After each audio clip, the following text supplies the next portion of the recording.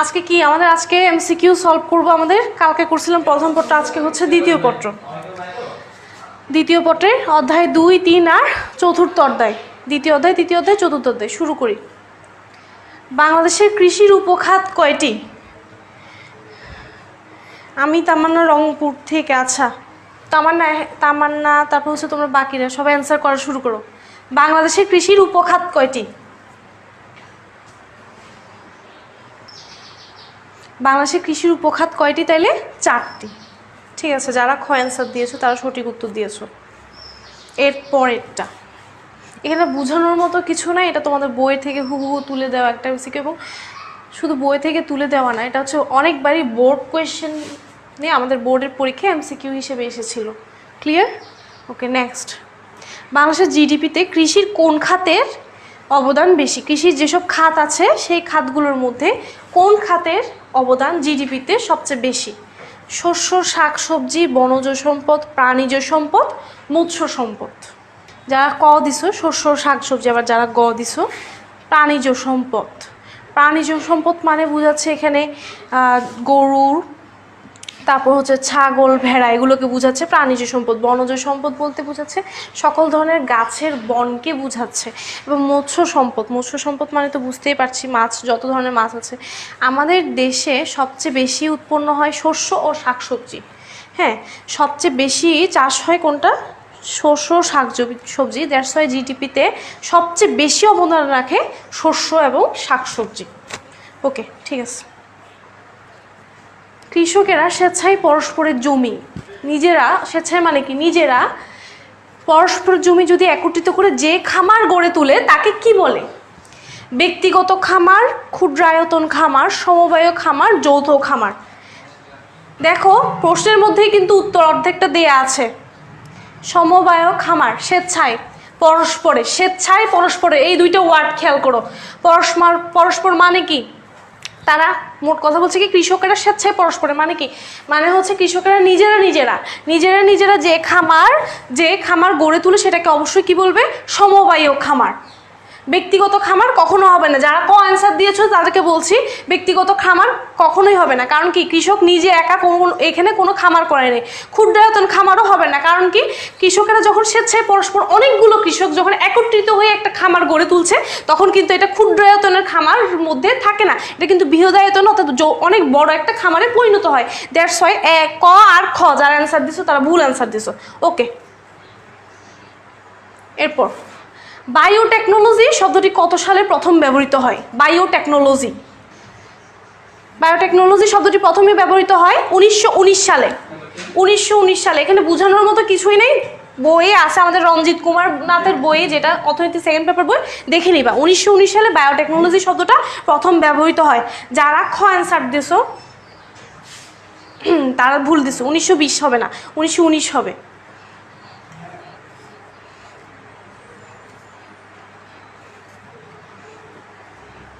রাজশাহী কৃষি উন্নয়ন ব্যাংক কত সালে প্রতিষ্ঠিত হয়? 1985 নাকি 1986, 1987, 1988? রাজশাহী কৃষি উন্নয়ন ব্যাংক 1987 সালে প্রতিষ্ঠিত হয়। কত সালে? 1987 সালে। যারা 86 দিচ্ছ তাদেরও ভুল, 1985 দিচ্ছ তারও ভুল। একটু দেখে নিও এটা। হ্যাঁ, 1987 সালে রাজশাহী কৃষি উন্নয়ন ব্যাংক প্রতিষ্ঠিত হয়। আশা করি এত ভালোভাবে পড়ানোর পরও তোমাদের ভুলে যাওয়ার কোনো আমি কারণ দেখতেছি না। ঠিক আছে, নেক্সট এমসিকিউ। বাংলাদেশে কৃষি ঋণের উপ-আনুষ্ঠানিক উৎস কোনটি? উপ-আনুষ্ঠানিক, এটা আনুষ্ঠানিক কিন্তু এটা কি? উপ-আনুষ্ঠানিক। খেয়াল করো প্রশ্নের মধ্যে কিন্তু অর্ধেক উত্তর দেয়া আছে। উপ-আনুষ্ঠানিক উৎস। অ্যান্সারে চলে যাই। বাংলাদেশে কৃষি ঋণের উপ-আনুষ্ঠানিক উৎস হচ্ছে কোনটি?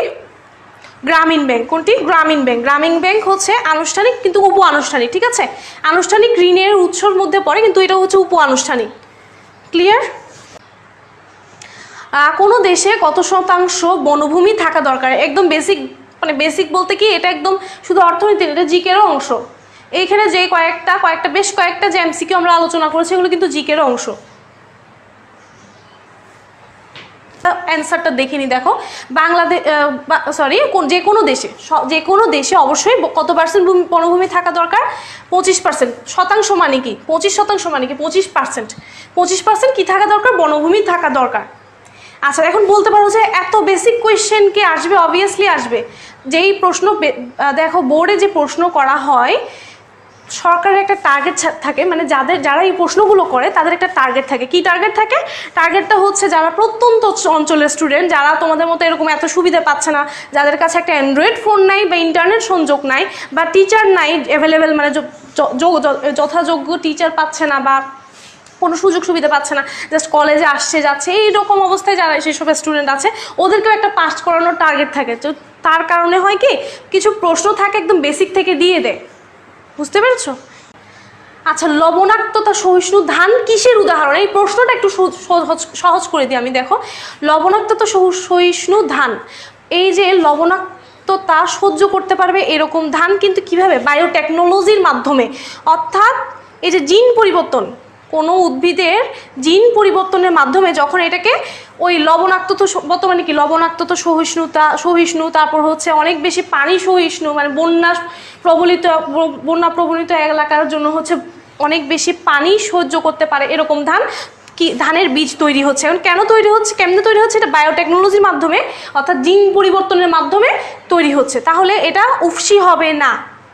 আমি কিন্তু স্পেসিফিক কোনো ধানের জাতের নাম জিজ্ঞেস করি না, আমি কিন্তু কিসের উদাহরণ, অর্থাৎ এটা কি বায়োমেট্রিক, মানে বায়োফুয়েল, বায়োমেট্রিক, নাকি বিজ্ঞান, মানে তথ্য ও যোগাযোগ প্রযুক্তির যে বায়োটেকনোলজি আছে সেই বায়োটেকনোলজির কথা বলছি। বুঝতে পেরেছো? বাংলাদেশে কোন খামারের প্রাধান্য রয়েছে? বাংলাদেশে কোন খামারের প্রাধান্য বেশি? প্রাধান্য বেশি মানে কি, বাংলাদেশে বেশিরভাগ কোন খামার দেখা যায়। ওকে, দেখো উত্তরটা কি, জীবন নির্বাহী খামার। বাংলাদেশে কোন ধরনের সবচেয়ে বেশি খামার বেশি দেখা যায়? জীবন নির্বাহী খামার। সমবায় খামার বা যৌথ মূলধনী খামার, যৌথ মূলধনী খামার মানে অনেক বড় ধরনের খামার, বা সমবায় খামারও অনেক বড় খামার, বহুমুখী খামারও বড় খামার, এই ধরনের খামার বেশিরভাগ ক্ষেত্রে দেখা যায় না, জীবন নির্বাহী খামারই বেশিরভাগ দেখা যায়। ঠিক আছে, এরপর 10, তুলা কোন ধরনের দ্রব্য? তুলা কোন ধরনের দ্রব্য? এ ধরনের বেসিক থেকে কিন্তু প্রশ্ন আসবে, কনফার্ম থাকো। এটা হচ্ছে আমাদের অধ্যায় 2 এর লাস্ট কোয়েশ্চেন। দেখো 5টা তোমাদের এখানে 5টার মতো আমি দিয়েছি, মোটামুটি হচ্ছে বেসিক থেকে, আবার 5টা দিয়েছে একটু কঠিন, একটু মিডিয়াম লেভেলের কঠিন। ঠিক আছে, আনসারটা দেখে নি। তুলা কোন ধরনের দ্রব্য? তুলা হচ্ছে প্রাথমিক দ্রব্য। দেখো একটু খেয়াল করে দেখো,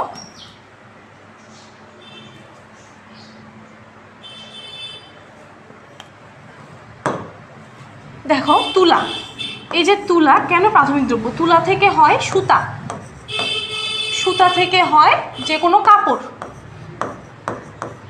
অর্থাৎ এই কাপড় তৈরি করার জন্য কাজ করছেন, হ্যাঁ কাজ করছেন,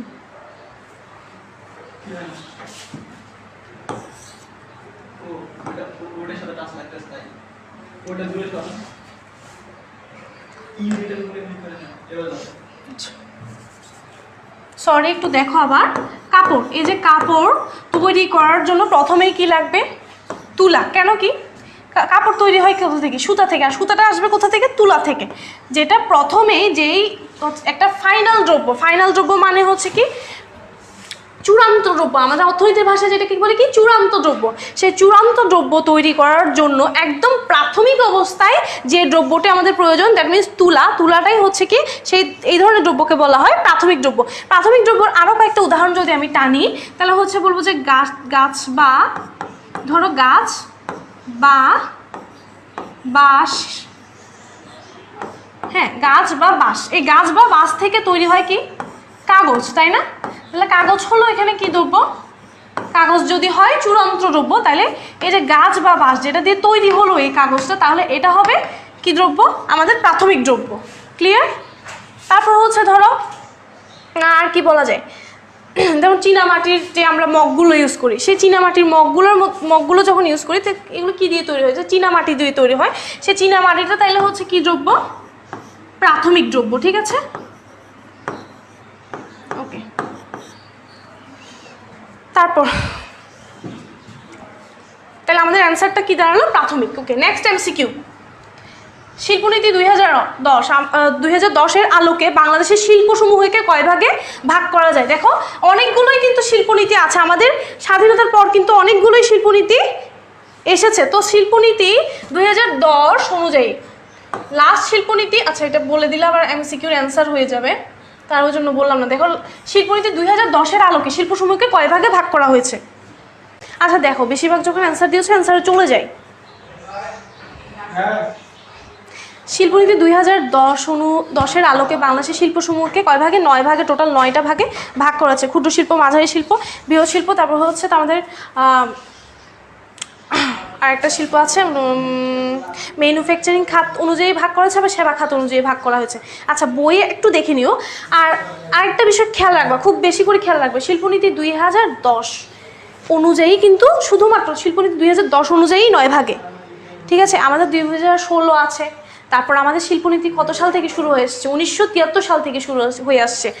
স্বাধীনতার পর প্রথম শিল্পনীতি হচ্ছে 1973, ঠিক আছে? ওকে, তাহলে নেক্সট এমসিকিউ, বাঁশের তৈরি ঝুড়ি কোন শিল্প? বাঁশের তৈরি ঝুড়ি, হ্যাঁ বাঁশের তৈরি করা ঝুড়ি কোন শিল্পের পণ্য? ক্ষুদ্র শিল্প নাকি কুটির শিল্প, মাঝারি নাকি বৃহৎ শিল্প? তোমাদের যারা হচ্ছে এই 4টা অপশন নিয়ে কনফিউজ, 4টা অপশনের মধ্যে তোমাদেরকে সহজ করে দিই। দেখো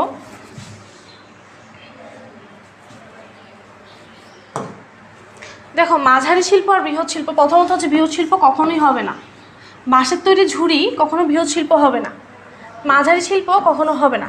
বৃহৎ শিল্প আর মাঝারি শিল্প আমরা মানে বুঝি কি, যে এই শিল্পগুলোতে হচ্ছে বিশাল বিশাল কি কারখানা আছে, এক কথায় শেষ, যে বিশাল অনেক বড় বড় উৎপাদন করার মতো কারখানা আছে, এবং দেশ বিদেশে এইসব পণ্য মানে যে বেসিক্যালি কোম্পানিগুলো, আমরা জানি যে কোম্পানিগুলো কি করে এই বৃহৎ শিল্পে বা মাঝারি শিল্প এই বৃহৎ আকারে ওরা কি করে উৎপাদন করে। তো তার মানে কি বাঁশের তৈরি ঝুড়ি নিশ্চয়ই মাঝারি শিল্প আর বৃহৎ শিল্প হবে না, তাহলে অপশান বাকি থাকলো 2টা। হ্যাঁ অপশান এই 2টা থেকে বলো।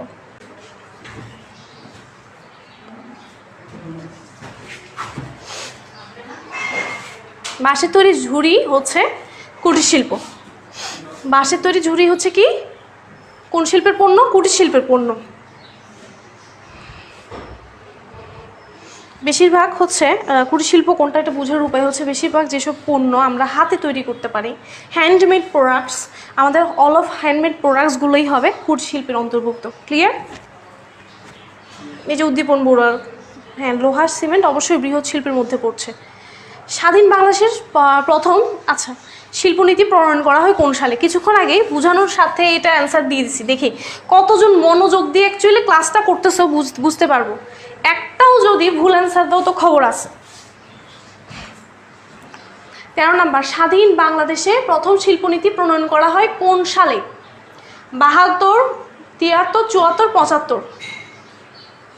দেখো 1971 সালে আমাদের দেশ স্বাধীন হয়, এরপর থেকে কিন্তু আমাদের স্বাধীন রাষ্ট্র হিসেবে কি আমাদের কার্যক্রমগুলো চলতে থাকে।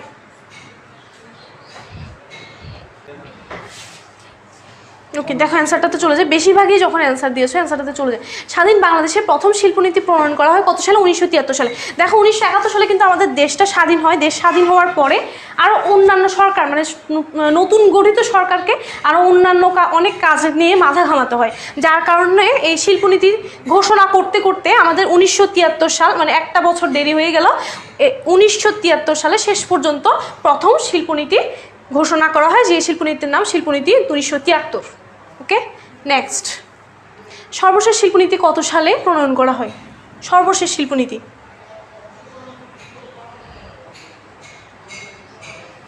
14 নম্বরের এখন অ্যান্সার দাও, 13 নম্বরের অ্যান্সার কি দিও না, অ্যান্সারে চলে যায়। দেখো সর্বশেষ শিল্পনীতি কত সালে প্রণয়ন করা হয়? সর্বশেষ শিল্পনীতি 2016 সালে প্রণয়ন করা হয়। লাস্ট শিল্পনীতি তোমাদের বইয়ে লেখা আছে, লাস্ট শিল্পনীতি নিয়ে যে স্পেশালি আমি রঞ্জিত কুমার নাথের বইটা সাজেস্ট করবো, সেই বইয়ের একটু খেয়াল করে দেখবে আমাদের শিল্পনীতি নিয়ে একদম লাস্টে খুবই বড় করে আলোচনা করা আছে, যে বাংলাদেশে কতগুলো শিল্পনীতি ছিল এবং এগুলোর টার্গেট কী ছিল, নীতিগুলো কী ছিল, সরকার কতটুকু প্রণয়ন করতে পারে মানে সরকার কতটুকু তা বাস্তবায়ন করতে পেরেছে, যা প্রণয়ন করেছে তাই কি বাস্তবায়ন করতে পেরেছে কিনা, এই ধরনের অনেক বিশ্লেষণমূলক যে আলোচনা আছে শেষে একদম শেষে গিয়ে পাবে 2016, অর্থাৎ শিল্পনীতি 2016 হচ্ছে লাস্ট শিল্পনীতি।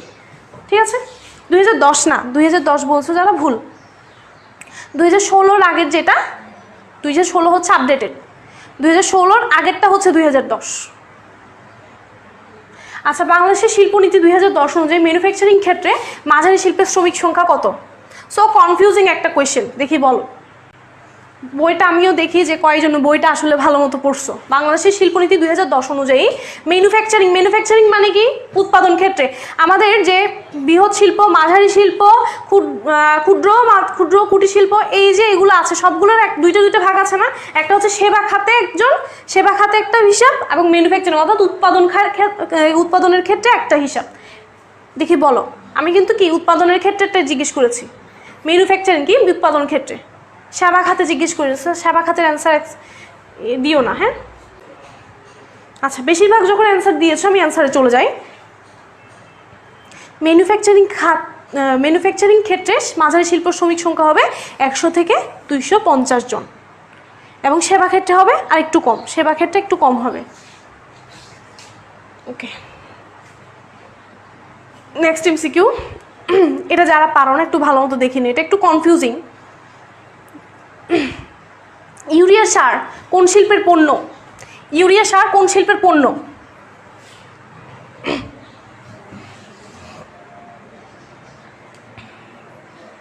তোমাদের সুবিধার জন্য দেখো, সরি, ইউরিয়া সার অবশ্যই ক্ষুদ্র বা কুটির শিল্পের কোনো পণ্য হবে না। তাহলে বাকি থাকলো এই দুইটা অপশান। দেখি দুইটা অপশান থেকে বলো, সহজ করে দিলাম তোমাদের জন্য। তো অ্যান্সারে চলে যাই। দেখো, ইউরিয়া সার কোন শিল্পের পণ্য? বৃহৎ শিল্প। কোন শিল্পের? বৃহৎ শিল্প। ইউরিয়া সার কোনটা? যেটা হচ্ছে আমাদের কৃষকরা তাদের জমিতে ইউজ করে সেই ইউরিয়া সারের যে কারখানা, এটা হচ্ছে বৃহৎ শিল্পের কারখানা, ঠিক আছে? মাঝারি শিল্প না।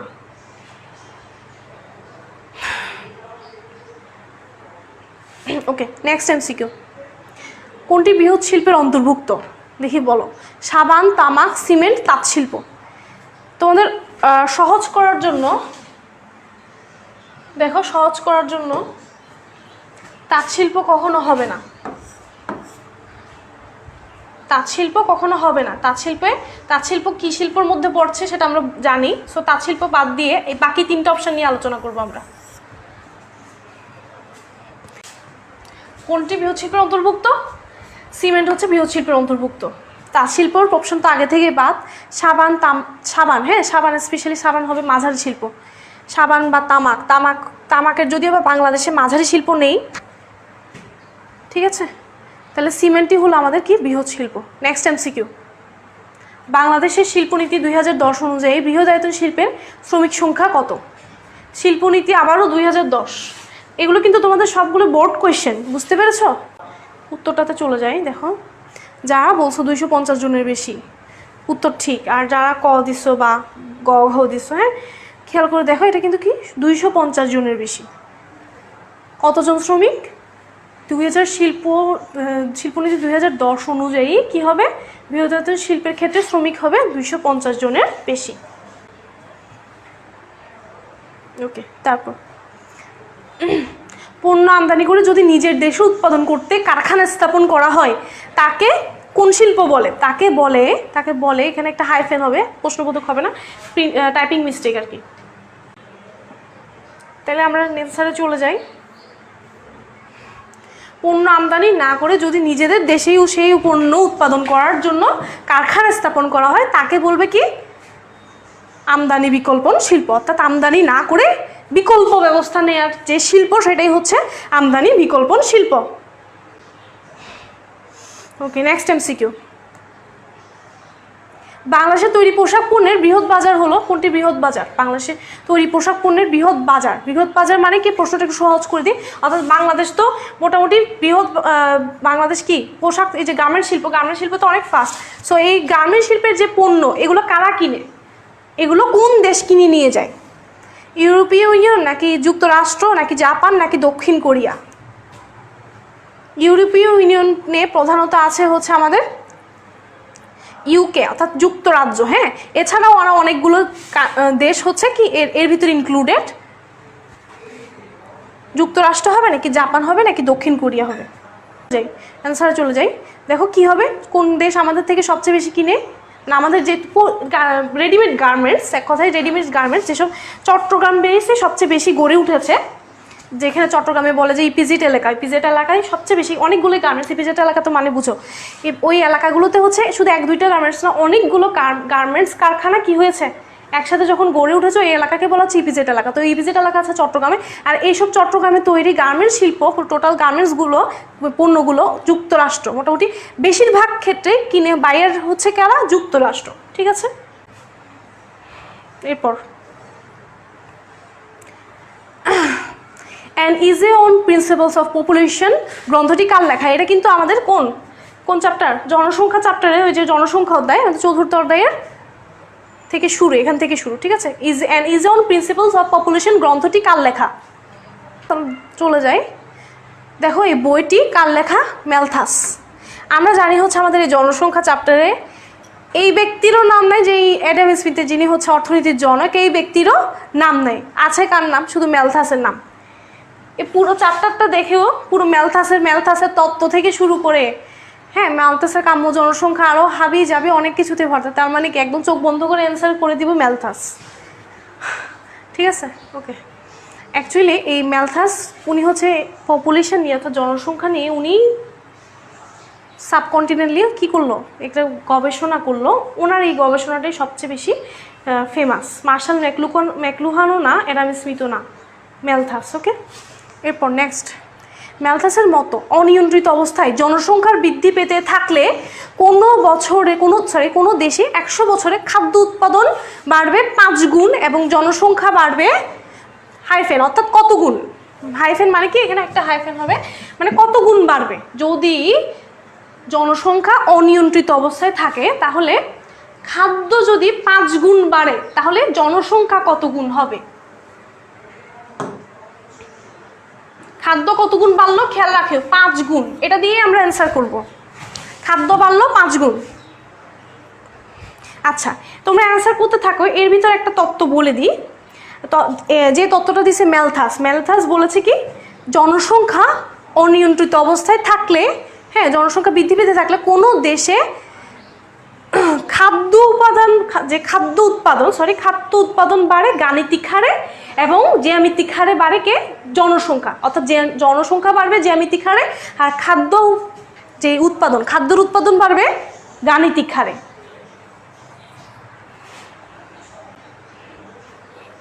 ব্যাপারটা যদি আমি সংখ্যায় লিখি তাহলে ধরো খাদ্য উৎপাদন, ভালো মতো একটু খেয়াল করো, খাদ্য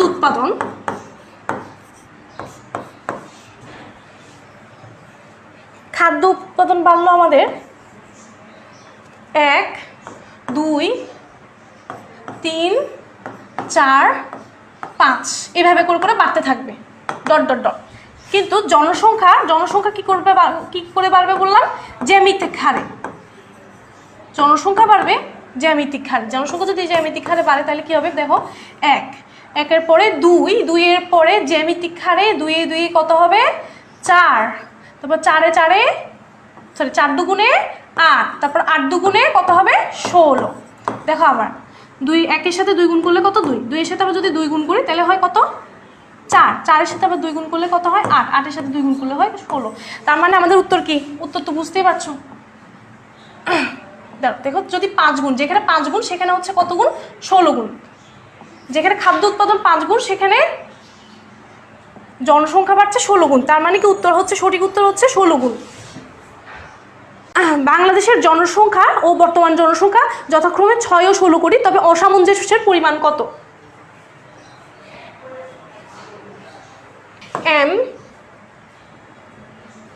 তোমরা অ্যান্সার দিতে থাকো।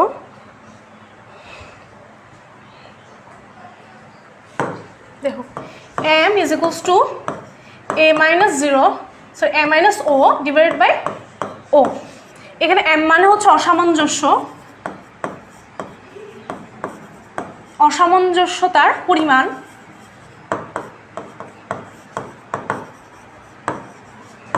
আর a মানে হচ্ছে বর্তমান জনসংখ্যা। আমি সংক্ষেপে লিখলাম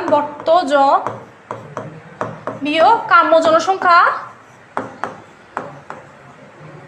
কাম্য, জাস্ট শর্টকাটে লিখলাম কাম্য, আবার কত দিয়ে ভাগ হবে, কাম্য দিয়ে ভাগ। অর্থাৎ বর্তমান জনসংখ্যা থেকে যদি আমি কাম্য জনসংখ্যা বিয়োগ করি এবং কাম্য জনসংখ্যা যদি ভাগ করি তাহলে এটার অ্যান্সার বের হবে। এখানে কাম্য জনসংখ্যা মানে এগুলো যদি বসাই তাহলে কত হয় দেখো, 16 বিয়োগ 6 ডিভাইড বাই 6, তাহলে 16 থেকে 6 গেলে কত হয়, 16 থেকে 6 গেলে হয় 10, 10কে আমরা কত দিয়ে ভাগ দিব, 6 দিয়ে ভাগ দিব। 10কে যদি 6 দিয়ে ভাগ দিই তাহলে 0.6 সামথিং আসবে। তারপর এটাকে যদি 100 দিয়ে গুণ দিই তাহলে আমাদের এই অ্যান্সারটা বের হবে, 100 দিয়ে তারপর আবার গুণ, ঠিক আছে।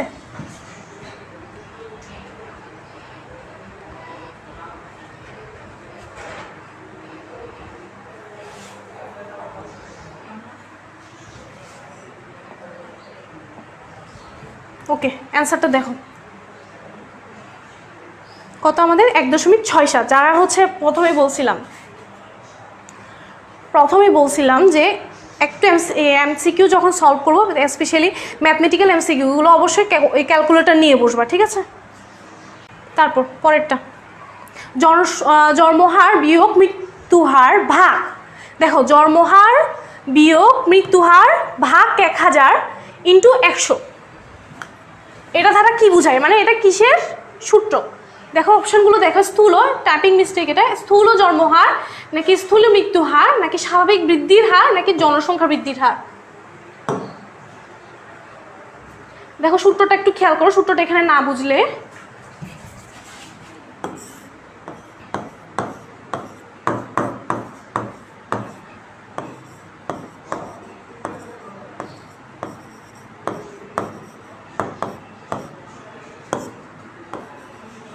জন্মহার বিয়োগ মৃত্যুহার, জন্মহার বিয়োগ মৃত্যুহার ডিভাইড বাই কত, 1000 ইন্টু 100, কিসের সূত্র এটা।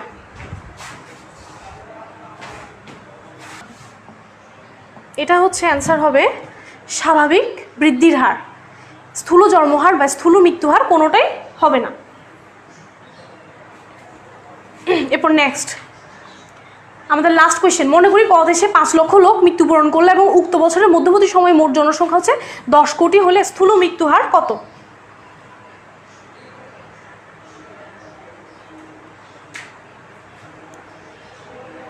এখানে দেখো স্থূল মৃত্যুহারের সূত্রটা দেখো, স্থূল মৃত্যুহারের সূত্রটা হচ্ছে